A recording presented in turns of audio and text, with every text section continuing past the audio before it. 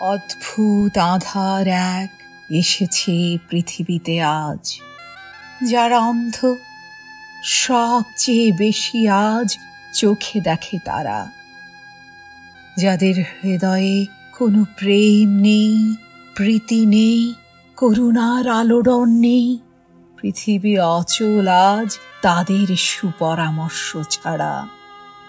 যাদের গভীর আস্থা আছে আজও মানুষের প্রতি, এখনো যাদের কাছে স্বাভাবিক বলে মনে হয় মহৎ সত্য বা রীতি, কিংবা শিল্প অথবা সাধনা, শকুন ও শেয়ালের খাদ্য আজ তাদের হৃদয়।